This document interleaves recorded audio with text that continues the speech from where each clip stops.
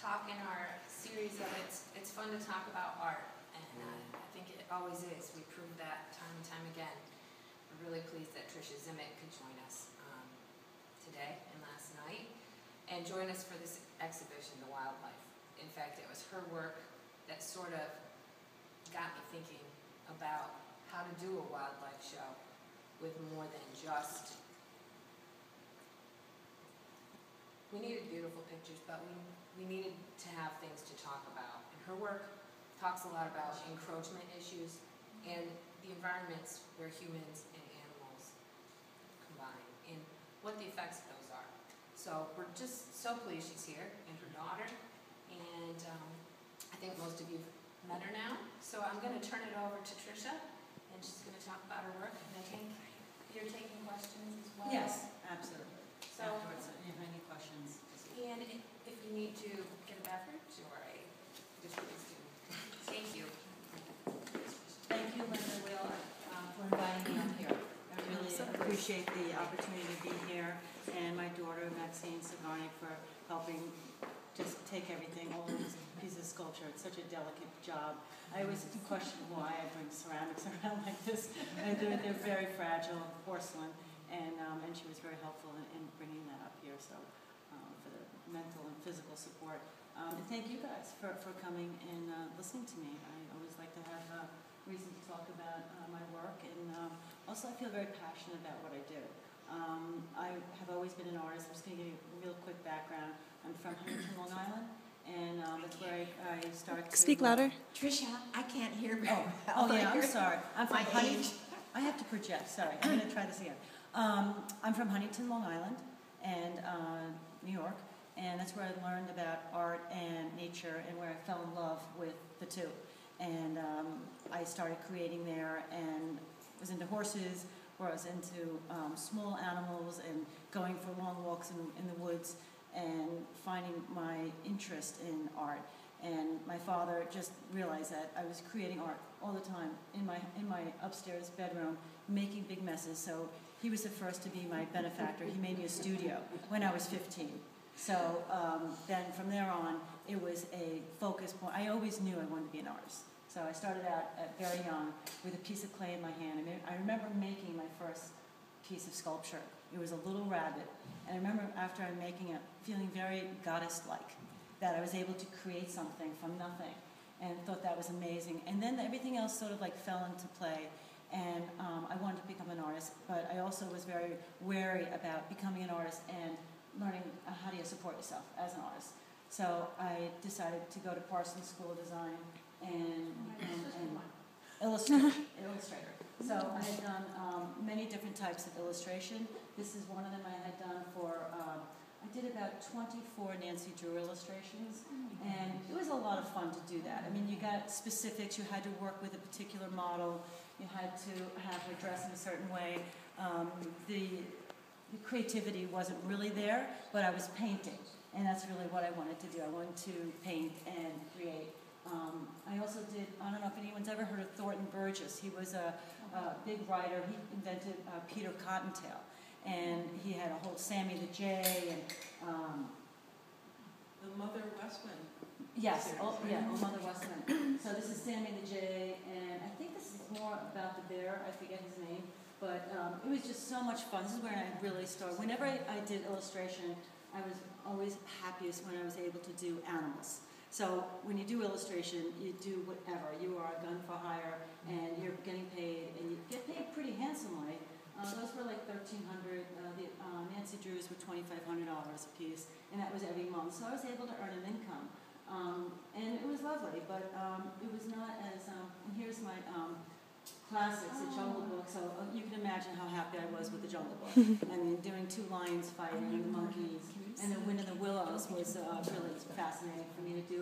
I like to do the anthropomorphic animals, where you could dress them up as humans and still have them be animals. And I think that's important, and that's where I'm going now. Just to jump to the forward for a minute, most of my work I do now is expressive in a political way. And what I want to do coming into the future is using the animals you see, these guys are very expressive with just creating the sculpture and emoting their energy through their expression. So I want to actually go more into this and explain what their problems are or their emotions are without maybe using as much found objects. Although I do like found objects, but I'm getting ahead of myself. Tricia, could I just ask a question? The Thornton Burgess books, are there specific books that you've illustrated? Yeah, I did about 18 of them. Oh, okay. Yeah, I did. And I just put up 2 of the 18 because I don't want to, make it all about that. But that's really what I've done for, I don't know, 15 years. I did young adult, like sleepover friends, and juvenile books like a Gingerbread Man, all these kinds of things. Just as an illustrator, you have to do whatever it takes. But I love doing this. And I got full reign to do whatever. I read the book and then I illustrated it, and that was perfect for me.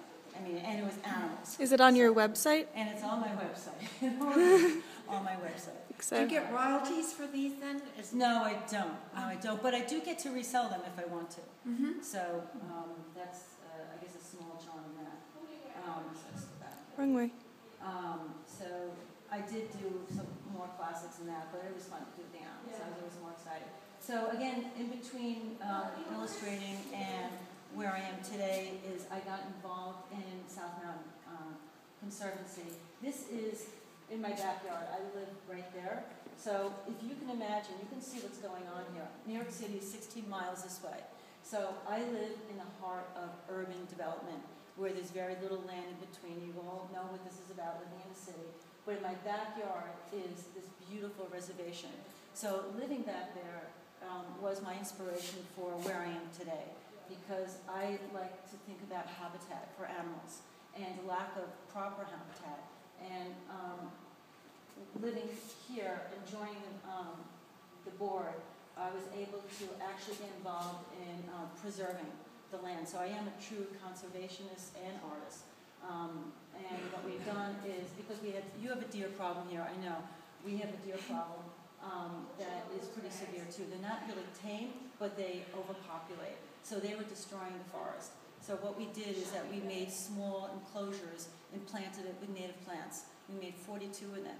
One of the 42 is 14 acres, and that's the one I do as a preserve now. We made it into a preserve. And we planted it with 24,000 plants, plus volunteers. They came in and did. So there's some of the plants on the upper right-hand side, and these are my volunteers, these Girl Scouts, Boy Scouts. It's really fun. We get the community together. It isn't art per se, but it's a very creative thing, and it feels like a motherly thing to put something in the ground and preserve it and watch it grow, and hopefully it goes off and continues and does well. As my art, when I create my artwork, I have these ideas and create them, and I want them to leave the house, to go and nurture other people. So up here on the upper left-hand side is a Karen trail marker, and these are actually my friends. There's my husband, the yellow cap on, and we built 3 of them just to show what Karen's sculptures or trail markers look like, and that's in the meadow. And the meadow is only about 1.5 acres, and that's planted with native plants. There's a funny Girl Scout, and we got myself here and a couple of my other friends who are removing Phragmites. Phragmites, I don't know if you guys have it here, but it's a terrible invasive. It's invading. Yeah, it's invading. But your land here is more balanced because you have so much property here that I never heard too much problems about invasives, although your deer are problematic. You have some problems, but you have both water and land. Water, right. Mercury and some of you got acid rain issues and stuff like that. Different problems for different areas. But my problem for my area is that looks like a fish kind of thing, the preserve. It's locked in. It's a true island in the middle of the urban area. So whatever happens there stays there. And so the deer stay there, and they come out and they do what your deer do, kind of hang out in our backyards and munch on our food. But the problem was that they devastated the forest and were killing it. They ate So everything they under eat 5 feet. Anything That was it. When they can't reach, they devour. So that's why we're trying to rebuild it. This is the wildflower. preserve that I helped create. And because I had such involvement and, you know, when you volunteer your time, you get to do a lot of things because people don't really limit you. If you're not getting paid, they're happy. So we got these people to come in and cut down, chainsaw the Phragmite. That's how big, it's like twice the size of a man. So we got rid of that was in a pond. This is some of the things that you get to benefit, you know, that benefits from, you know, after watering and securing and planting, it will, you know, eventually grow. And there's, you know, praying mantis there going on my hand. And I always feel it's a wonderful sign of maturity of a environment when you have more insects and animals coming. So I was very proud to have this little praying mantis on my hand. Did you bring him there? Did I, what? Did you bring him No, there? no, he was there. There was hundreds of little galls that they made their eggs because they were fine. This is after years of having the enclosure closed off from the rest of the preserve.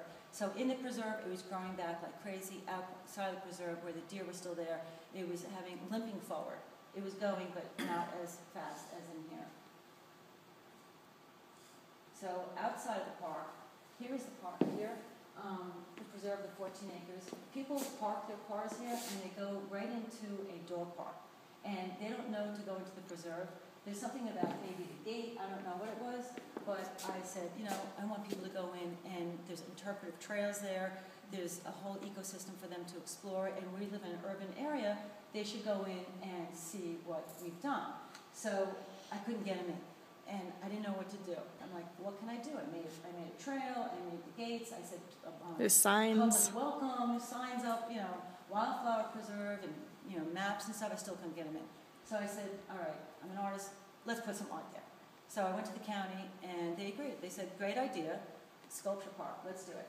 So I submitted a few applications to a few of my friends.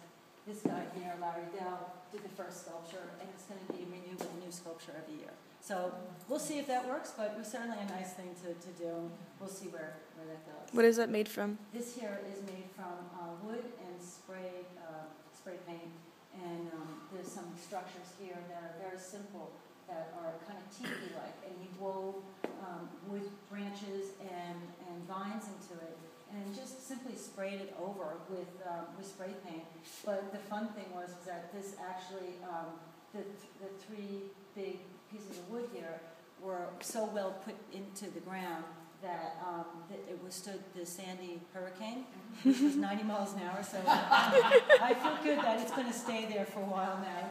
I have good confidence. So every year it will be replaced with another sculpture, and when I can't find one, I might have to put myself up. So my inspiration is from nature, like many artists here. I mean, obviously everyone here in this gallery is inspired by nature. These are bee balm, and I was thrilled to see them come back like that. And just walking around, most artists, their first inspiration is from nature. So, I mean, there are others that maybe it comes elsewhere, but I think it's our first learning tool. But for me, I just always felt, I think it has something to do with my mother watching the trees being cut down in my backyard because a pool was being put in, and I came into the den, and there she was crying. And I'm like, why are you crying? Because the trees are being cut down. And that was it for me. I was like, oh no, this is a bad thing. So I'm all about, saving the, environment for animals. So this is my other inspiration, dystopia, where because I live right next to areas in New Jersey that nobody cares. So there's a lot of disregard for nature. So I'm constantly fighting with them to clean up and also to bring an awareness to people that animals need a healthy habitat to live in. And for me, it's really because of my juxtaposition of where I live. It's very clear that there is a problem for animals. We have many of the animals that you have here, but they don't have a proper place to be. So they end up in, as you see some of my sculptures. This is also my inspiration. I go to places to be inspired by either that environment or what's happening there. This is Greystone Psychiatric Hospital on the right. It's been closed down. A lot of the psychiatric hospitals throughout the United States have been closed down over the years because of funding. and they just give them drugs and they let them go and wander now. So this is inside and Central the Jersey. beautiful texture that you can see that I was inspired by. Again, the walls falling down, I really enjoyed that. And what happens is outside that building, when I went there were deer frolicking around. I imagine that there would be bobcat just as easily. There were turkey vultures on the top of the building, which is pretty eerie. But it was to me, it was both funny and kind of eerie.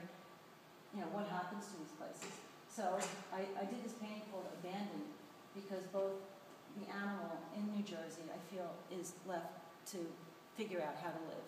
You know, the regulations for taking care or, you know, hunting these animals are very loose. Here you have more animals and the regulations are different. But by us, we hardly have any of these bobcats. So they're very precious. So this is an area where I imagine the cat walking through this Greystone Psychiatric Hospital.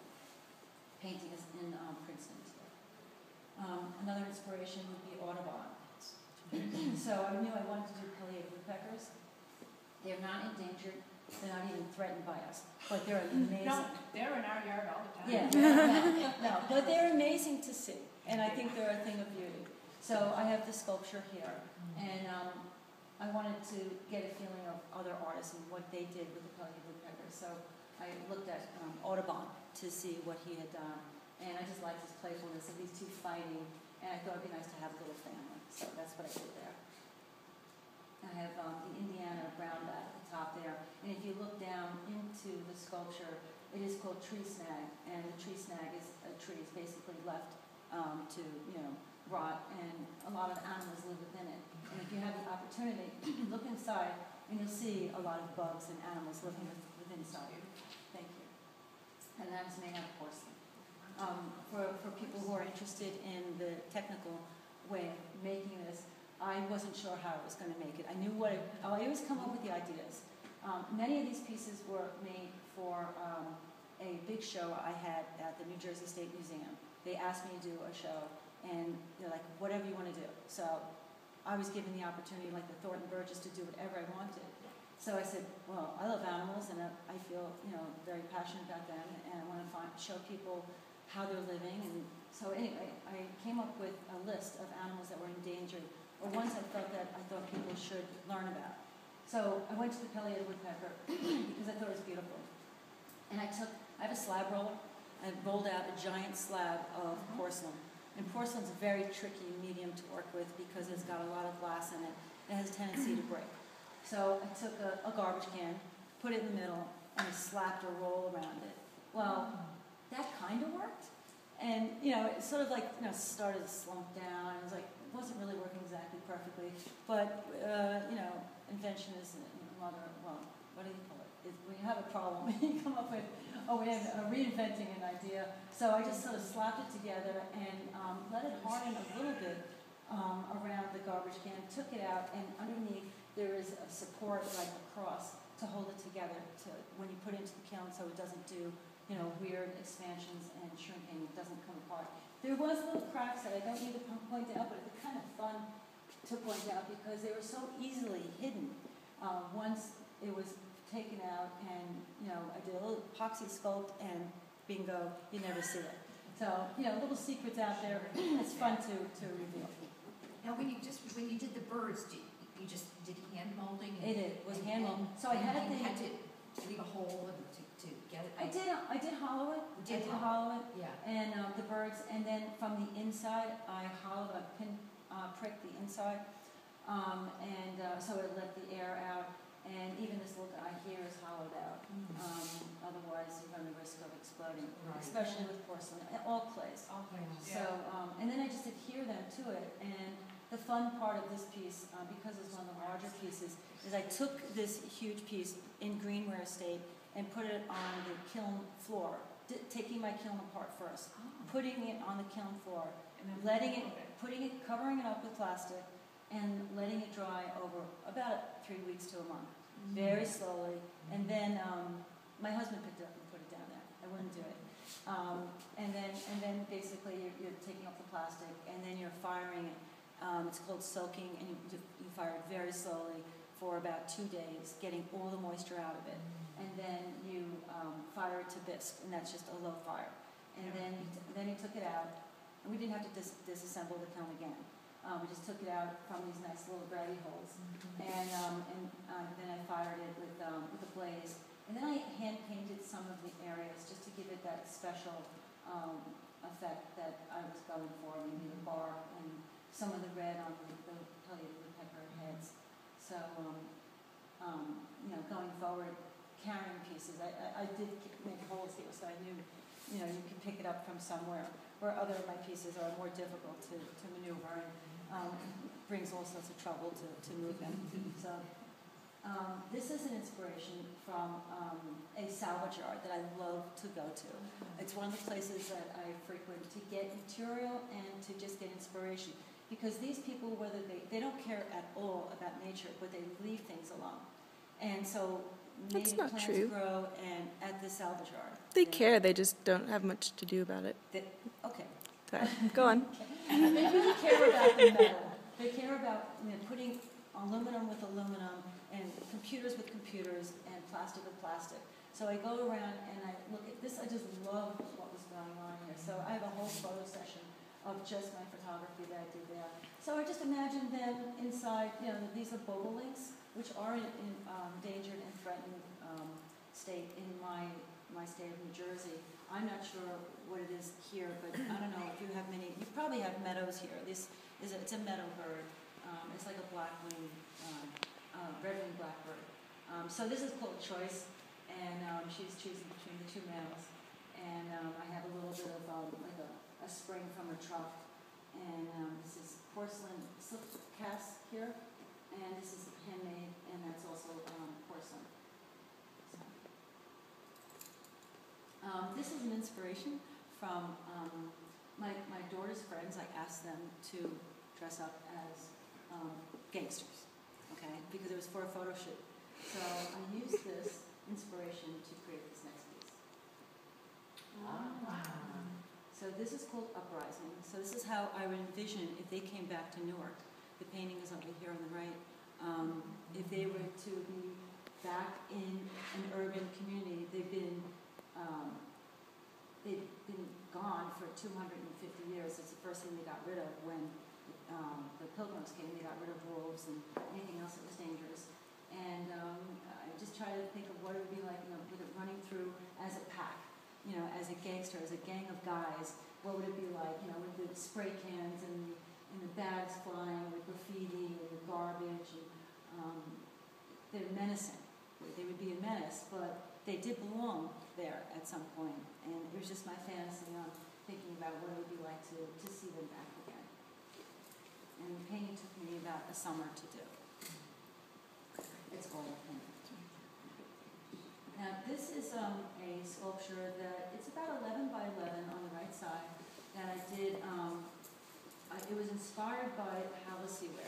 I don't know if many people know of it. It is a Frenchman who made these plates. People said they were so realistic, they thought they were actually the animals themselves that were coated over in porcelain and fire, which it couldn't be, because the detail in there is not possible, and also the way he configured it, it's not possible. So he made them so realistic that they look like, he was a big collector, and then, everyone loved him, and they collected his work, and they found ways of copying him perfectly. So there's a lot of fake Halcyon. But I loved his work, because I loved the animals and the fun play he was having on plates. He always did it on plates. So I created my own Halcyon, so to speak, in a wooden. If you saw the piece, it's like a shadow box. It's sitting within it looks like a wooden box here, and it's made out of porcelain, and it's sitting on. It's somewhat New Jersey centric, because I was doing the show for New Jersey. So I have the Budweiser beer, because the Budweiser is from New Jersey, and I have the flotsam and jetsam of the bottom floor, the detritus of the floor. So I have like the old caps here as garbage. And these little guys here are the blue-spotted salamanders that I believe you guys have here, and I don't even think that they're endangered, but by us they're gone. And this is, again, walking around the salvage yard. I just thought that this moss was just incredible to see that once belonged on a human, and now it looks to me more like art. So these were my inspirations for this piece here. And again, it's porcelain and, you know, a little cracking, but nothing that I couldn't fix up myself, you know, with a little bit of special fairy dust from the ceramic department. I'm sure you potters know all about that. Now this was inspired by a train. This is the back of a train where I believe you feed the fuel, but I'm not entirely sure. But it wasn't really part of the back end of the train. Of course, to me, it's a face. That was pretty simple. But I like taking this. This is all surrounded here, and it's kind of hard to see, but there's little bolts and nuts there.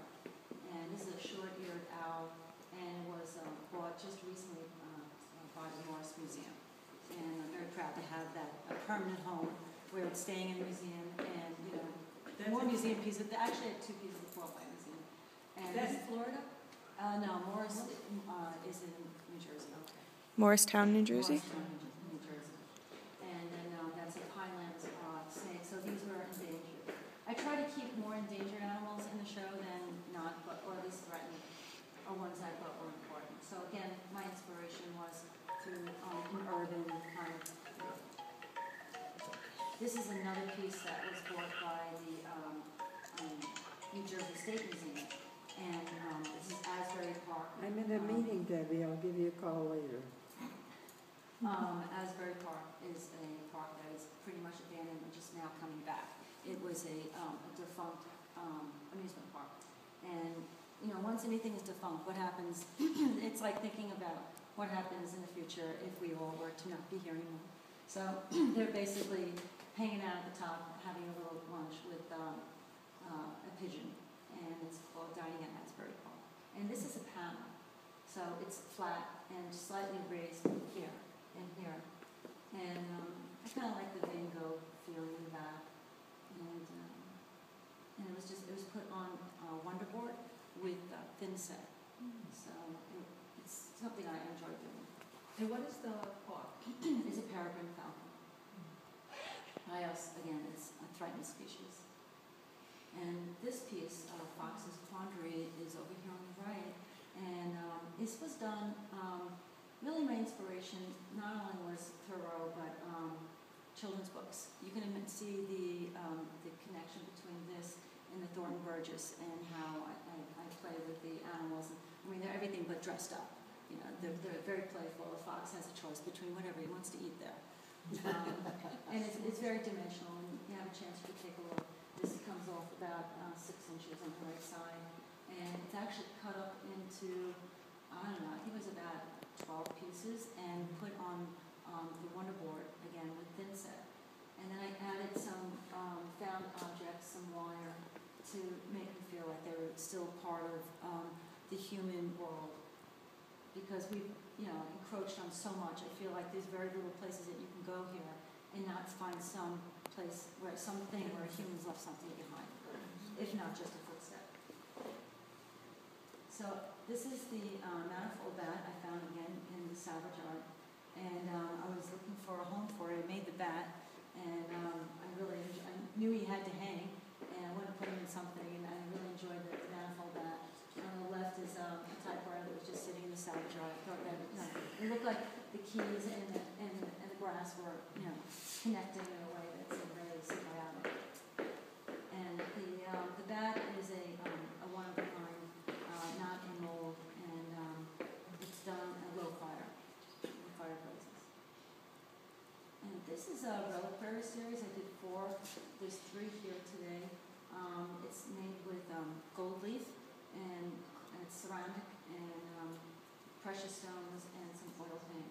And a reliquary, I don't know if everyone knows what a reliquary is, but it's basically was used in many religions where you put a fragment of a saint into a jeweled box, and you walk down the aisle during very holy days, and it's supposed to bring good luck. But the reason why I did it is because I see these animals as very sacred and very important to us, and we should treat them with as much respect as we do ourselves, and leave room for them. And around the side of it, it says Martyrs for the Cause of Progress.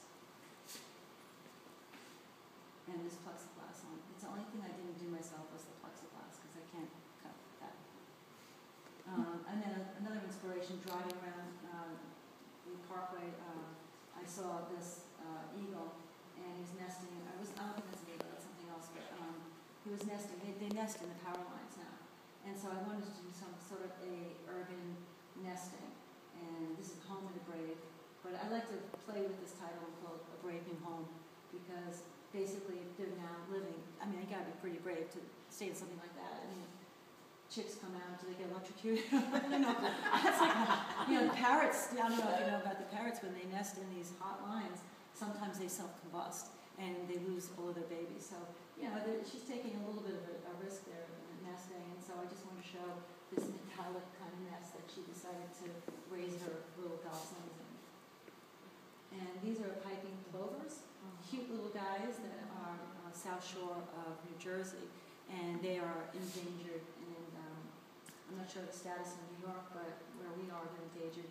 And the inspiration for that, for a second back here, was this, was Secaucus, and I would imagine that they would be right about here, coming up with that, the chain, like it's from either a car or some sort of mechanic or something. And just want to show, again, bring awareness that they are living here. It just, if we just cleaned up our act a little bit, maybe they would live here a little bit more healthy, provide a little bit of habitat for them. Tricia, at some point, can you talk about your glazing process? Sure. This one here was several coats of underglaze, and I do not mix my own glazes, although there's one glaze I mix myself. But I buy Spectrum glazes, whatever works. I use it like a palette. I'm not so much interested in the specialty of glazes as some powders are. I'm more interested in getting the paint the right color on my animals. These actually I did not sculpt. They're from the carved wood company. The legs, you mean, the right? legs.